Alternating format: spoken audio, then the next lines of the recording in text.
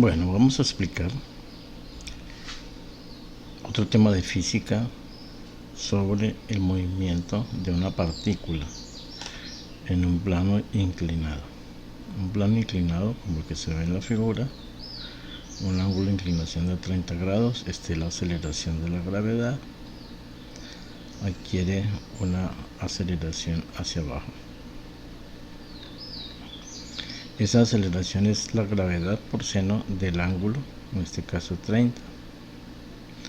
En forma general, la aceleración de la partícula en un plano inclinado hacia abajo es la aceleración de la gravedad por el seno del ángulo de inclinación del plano.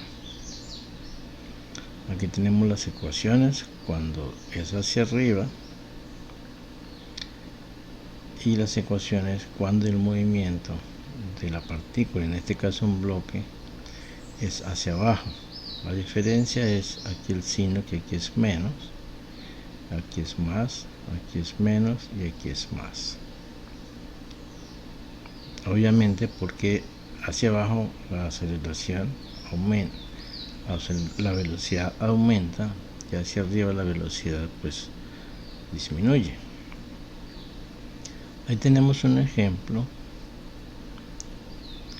pero ese ejemplo vamos a mirarlo y a ejecutarlo directamente en MATLAB. Entonces aquí tenemos, entonces dice el ejemplo que sobre un nevado de pendiente de 60 grados, o sea, plano inclinado de 60 grados, tal como está aquí,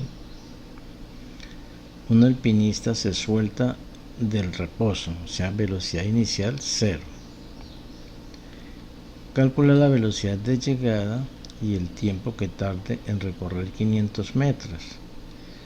Entonces, imaginemos que este es el alpinista y aquí hay 500 metros. Me piden averiguar esta velocidad de llegada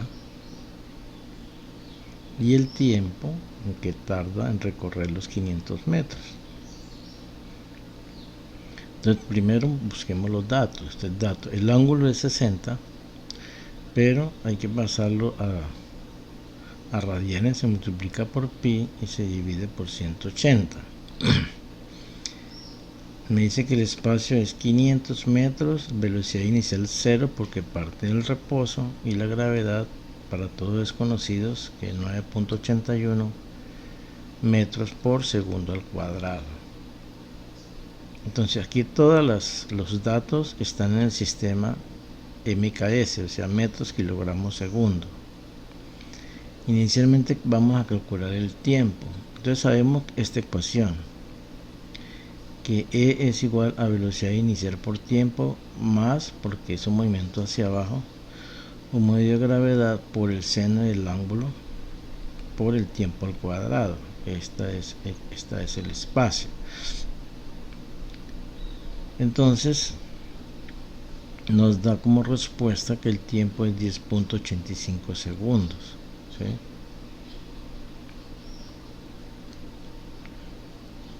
Y la velocidad de llegada, colocamos otra vez la ecuación, que velocidad de llegada o final es inicial por tiempo más gravedad seno del ángulo por tiempo, ¿sí? Y eso nos da que la velocidad es 92.17 metros por segundo.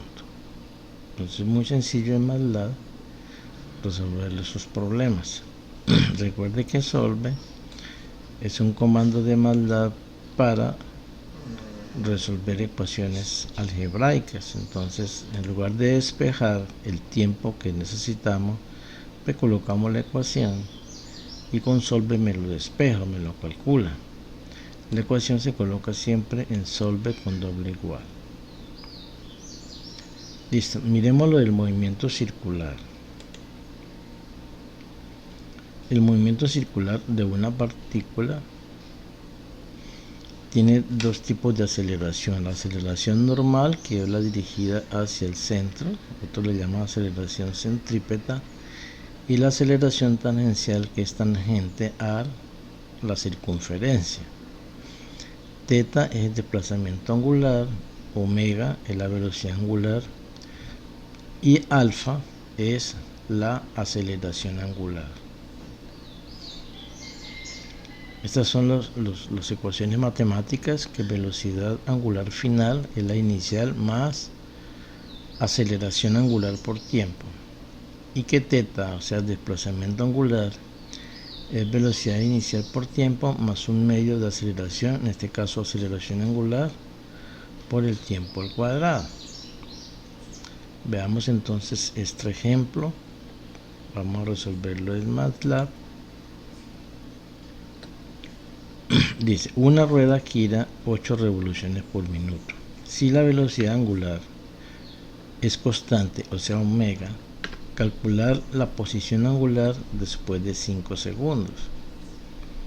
Entonces aquí tenemos la partícula que gira, teta desplazamiento angular, omega velocidad angular y alfa aceleración angular.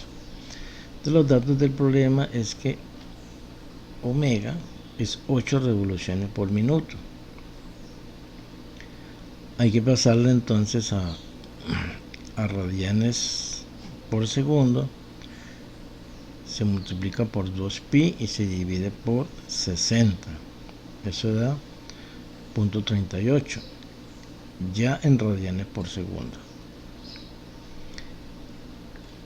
Dice que calcula la posición después de 5 segundos, o sea el tiempo es 5 segundos.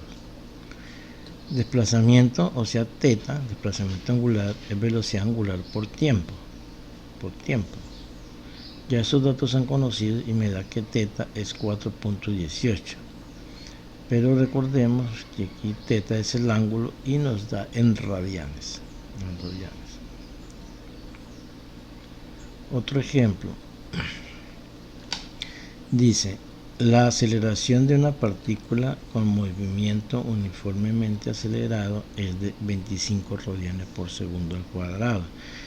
Entonces ya es un movimiento acelerado. Esta es la aceleración angular. Dice calcular su posición si parte del reposo en teta igual 0, o sea velocidad inicial es 0, y la velocidad después de 1 minuto.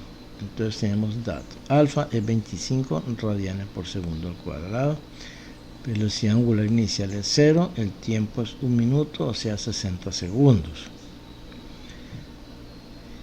Se sabe que la ecuación de velocidad final es la inicial más alfa, o sea aceleración por tiempo. Alfa es aceleración angular, eso nos da que es 1500 radianes por segundo. Y la posición angular, o sea desplazamiento angular teta, es velocidad inicial por tiempo más un medio de aceleración por tiempo al cuadrado. Claro, desplazamiento angular, velocidad angular, alfa que es aceleración angular, entonces teta da 45.000 radianes.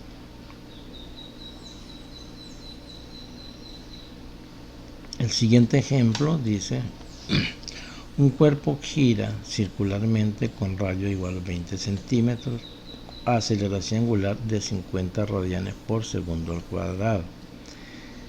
Dice que para t igual 10 segundos calcular la aceleración tangencial y normal si partió el reposo del reposo.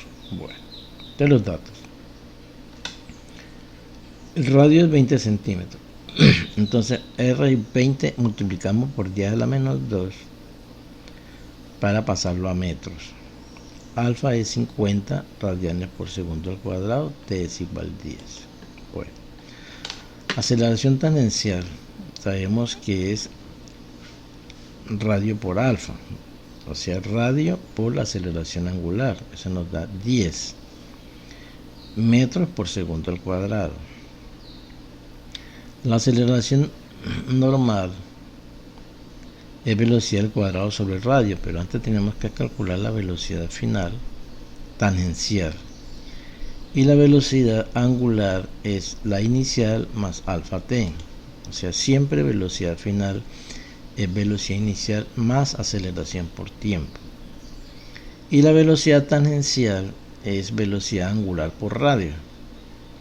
Entonces se reemplazamos y me queda que la aceleración normal es de 50.000 metros por segundo cuadrado. Entonces ese es el tema que quería comentarles en este video. En este video ahí están todas las ecuaciones, ahí están los ejemplos resueltos algebraicamente. A mí me gusta resolverlos en MATLAB para que aprendan una programación de alto nivel. Gracias.